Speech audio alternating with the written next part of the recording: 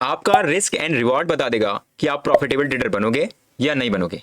ये ट्रेड है मेरी केपीआर मिल की, जिसमें मैंने सिर्फ और सिर्फ 5% का स्टॉप लॉस लेकर 30% का टारगेट बुक करने के लिए यहाँ पे अप्रीसेट किया हुआ है। लाइव पोजीशन आपको दिखा रहा हूं और आपको कैसे समझाऊंगा, क्योंकि मैंने 4 साल खुद लॉस किया है। उसके बाद जब मैं प्रॉफिटेबल ट्रेडर बना तो मैं आपको ये बता सकता हूं। देखिए, ट्रेड लेते समय आपको दो चीजों को याद रखना है। पहली, आपकी सही जगह पे एंट्री होनी चाहिए। दूसरा, आपका सही जगह पे स्टॉप लॉस होना चाहिए। अगर स्टॉप लॉस सही जगह पे नहीं लगा है तो मार्केट वापस घूम कर आएगा और स्टॉप लॉस आपको उड़ाएगा और चलता बनेगा। सपोज करिए आपने सही जगह पे एंट्री और सही जगह पे टारगेट स्टॉप लॉस को लगा लिया है, तो टारगेट कैसे फिक्स करना है तो मैं आपको दोनों चीज सिखाता हूं। ये केपीआर मिल की जो चार्ट है, इसमें देखेंगे मैंने 5% का स्टॉप लॉस लेकर रखा हुआ है। मेरा 5% का स्टॉप लॉस है और 30% का टारगेट 1:6 का टारगेट लिया हुआ है मैंने। अब मैं आपको बताता हूं ये क्या मिल सकता है या नहीं मिल सकता। इस वीडियो को आप सेव कर लीजिएगा। प्राइस चल रहा है 870। अगर नहीं मिलता है तो 5% के स्टॉप लॉस पे बाहर हो जाऊंगा। अगर मिलता है तो कैसे मैं इसको कैच करने वाला हूं 30%, वो जानते हैं। देखिए, मैंने ऊपर यहाँ पे first target, second target and third target को लगा के रखा है।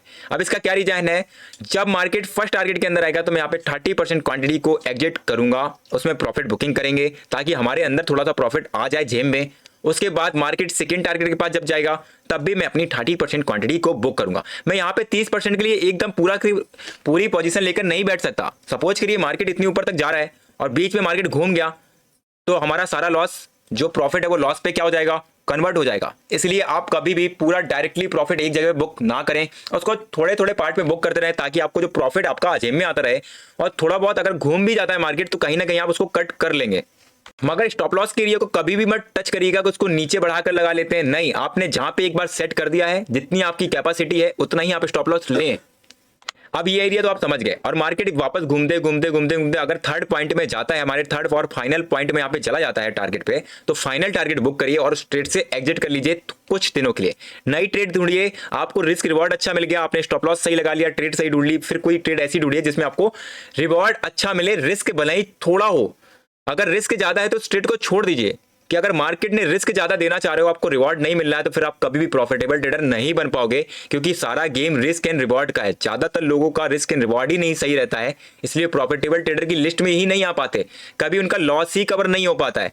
तो आपको अगर करना है तो ये रूल को जरूर फॉलो करिएगा। थैंक यू सो मच, फिर मिलेंगे नेक्स्ट वीडियो के लिए।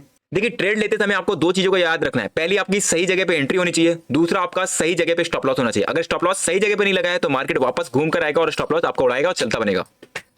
सपोज करिए आपने सही जगह पे एंट्री और सही जगह पे टारगेट स्टॉप लॉस को लगा लिया है, तो टारगेट कैसे फिक्स करना है तो मैं आपको दोनों चीज सिखाता हूं।